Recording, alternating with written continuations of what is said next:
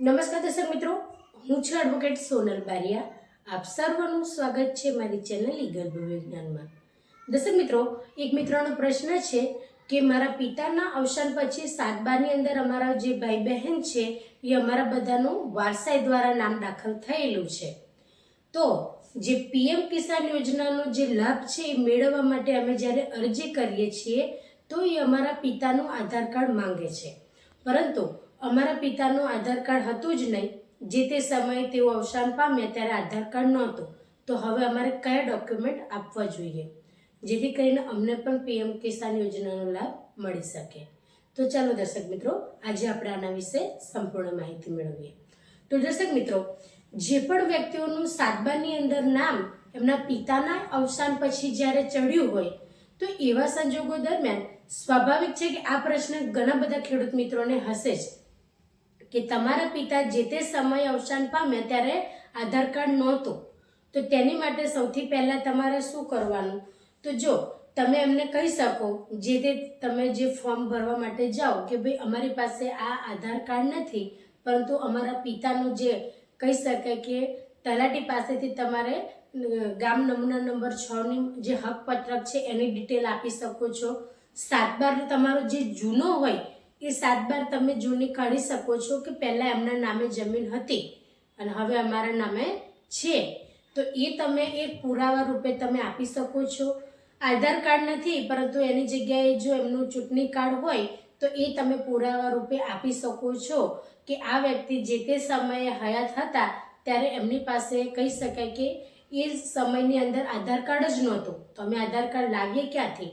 હવે સૌથી મહત્વની બાબત એ છે કે જો આ તમે પુરાવા આપો છો અને તમારું રજિસ્ટ્રેશન નથી થતું અથવા તમને પીએમ કિસાન યોજનાનો લાભ નથી મળતો, તો સૌથી મહત્વની બાબત એ કે તમારે આ જે તમારી સમસ્યા છે એ સમસ્યાની એક અરજી તમે મામલતદાર સાહેબશ્રીને કરી શકો છો કે જે સમયે અમારા પિતાજી હયાત હતા ત્યારે આધાર કાર્ડ જ નહોતું, તો આધાર કાર્ડ અમે લાવીએ ક્યાંથી?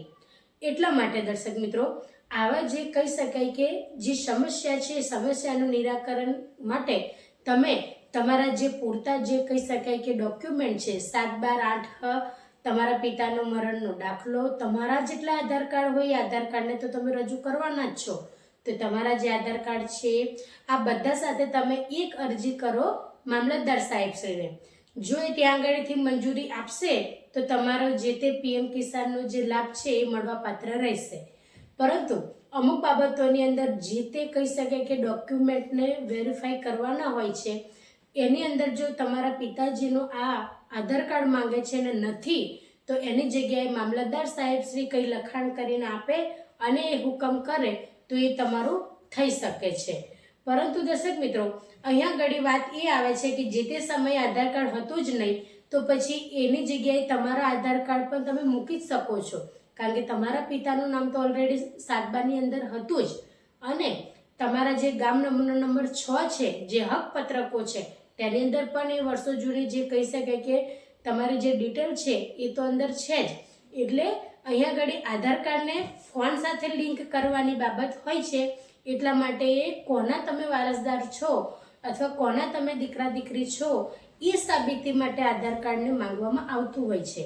પરંતુ તમે જે મામલતદાર સાહેબશ્રીને અરજી કરશો તો એ જે તે ડોક્યુમેન્ટને વેરીફાઈ કરશે તો એ પ્રમાણે તમારું જે છે પીએમ કિસાન યોજના અંતર્ગત તમારું નામ દાખલ થઈ શકશે અને એ યોજનાનો લાભ તમને મળી શકશે. એટલે દર્શક મિત્રો, આવી જે સમસ્યા હોય તો સમજી જવાનું કે તમે મામલતદાર સાહેબશ્રીને ડાયરેક્ટ જ અરજી કરી શકો છો, કારણ કે જે યોજનાઓ આવે છે એ યોજના અંતર્ગત તમને એનો લાભ મળે છે કે નહીં મળતો અને કયા કારણસર તમે એ યોજનાથી વંચિત રહો છો એની સમસ્યા પણ તમારે એમને જણાવવી જોઈએ. અથવા જો મામલતદાર સાહેબશ્રીને ના કહી શકો તો તમે ટીડીઓ સાહેબને પણ કહી શકો, કારણ કે ગ્રામીણ લેવલે જે ખેતીની એટલે કે કૃષિલક્ષી જે યોજનાઓ છે એના અંતર્ગત જે તે કહી શકાય કે એના વડા છે, જે પણ સરકારી યોજનાઓ આવે છે એ મામલતદાર અથવા ટીડીઓ સાહેબના અંડરમાં આવતી હોય છે. તો આ ગ્રામીણ ક્ષેત્રે જે વિકાસલક્ષી કાર્યો છે તેના વડા ટીડીઓ સાહેબ પણ ગણાય છે, તો એ ગ્રામીણ વિકાસ અધિકારી કહેવાય. એટલા માટે તમે જો મામલતદાર સાહેબશ્રીને ના અરજી કરી હોય તો તમે ટીડીઓ સાહેબને પણ અરજી કરી શકો છો. કે અમારી આ જે સમસ્યા છે એ સમસ્યાનું નિવારણ અમે કેવી રીતે લાવીએ, તો એ પણ તમને યોગ્ય માર્ગદર્શન આપીને અને એ જે તે પુરાવા છે એમને એ વેરીફાઈ કરીને એ તમારી જે યોજના છે તેની અંદર તમને એ સહકાર આપીને જે તે નિર્ણય કરશે. એટલે આવી જે સમસ્યાઓ છે કે તમારા કહી શકાય ગામની અંદર જે પણ નવી નવી યોજનાઓ આવી હોય, યોજનાઓની અંદર તમારા ડોક્યુમેન્ટ ખૂટતા હોય અને કોઈ રસ્તો ન મળે તો તમે ટીડીઓ સાહેબ કે મામલતદાર સાહેબ શ્રીને પણ મળી શકો છો. તાલુકા પંચાયતની અંદર જઈને પણ તમે ત્યાં આગળ તમારું જે સમસ્યા છે એનું તમે જે તે માહિતી આપી શકો છો, જેથી કરીને ગામના સરપંચશ્રી, તલાટીશ્રી અને જે પંચાયતના સભ્યો છે એ લોકો દ્વારા પણ તમને જે પણ સાથ અને સહકાર આપવામાં આવે.